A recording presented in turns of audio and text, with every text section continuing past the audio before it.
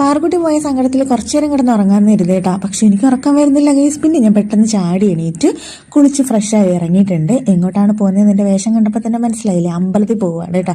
കുറച്ചധികം നാളായി ഞാൻ ഈ സാരി കൊടുത്തിട്ട്. അപ്പോൾ സാരി കൊടുത്ത് സെറ്റായി ഞാൻ അമ്പലത്തിലോട്ട് പോവുകയാണ്. പോകുന്ന വഴിക്ക് ഒന്ന് കോഫി കുടിക്കാൻ കരുതേട്ടാ. എൻ്റെ മുഖത്തിന് വലിയ സന്തോഷമില്ല, അത് ചെറിയ തലവേദനയുണ്ട്. അപ്പോൾ കോഫിയൊക്കെ കുടിച്ച് സെറ്റായിട്ട് ഞാൻ നേരെ അമ്പലത്തിലോട്ട് പോയി. അമ്പലത്തിൽ ചെന്നപ്പോഴത്തേനുണ്ടല്ലോ, അതിൻ്റെ അമ്പലത്തിനോട് ചേർന്ന് കിടക്കുന്ന വാളിൽ നിറയെ ഇങ്ങനെ ലൈറ്റൊക്കെ ചെയ്ത് വെച്ചിട്ടുണ്ടായിരുന്നു കേട്ടോ. കുറച്ച് ലേറ്റായിട്ടാണ് വന്നിരുന്നെങ്കിൽ കുറച്ചുകൂടെ ഭംഗിയായിരുന്നേനെ. അപ്പോൾ വൈകുന്നേരമാണ് പോയത്.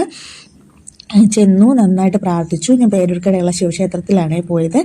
പ്രസാദമൊക്കെ കിട്ടി, പ്രസാദമൊക്കെ തൊട്ടിട്ട് ഇറങ്ങി കേട്ടോ. ഇന്ന് കുറച്ചധികം സമാധാനമായിട്ട് നിന്ന് പ്രാർത്ഥിക്കാൻ പറ്റിയ വല്ല തിരക്കൊന്നും ഇല്ലായിരുന്നു. അത് മാത്രമല്ല നമ്മുടെ യൂട്യൂബ് ചാനൽ തിരിച്ചിട്ട് തന്നെ നന്ദിയൊക്കെ പറയണ്ടേ. അപ്പോൾ അതൊക്കെ കഴിഞ്ഞിട്ട് ഞാൻ ചെന്ന് ഫാൻസിയിൽ കയറി. എനിക്കൊരു വള വാങ്ങിക്കണമെന്നുണ്ടായിരുന്നു. ഈ ഒരു കൈൻഡ് ഓഫ് വളയാണ് ഞാൻ നോക്കിയത്. അതിൽ നിന്നൊരു പ്ലെയിൻ വള ഞാൻ എടുത്തിട്ടുണ്ട്.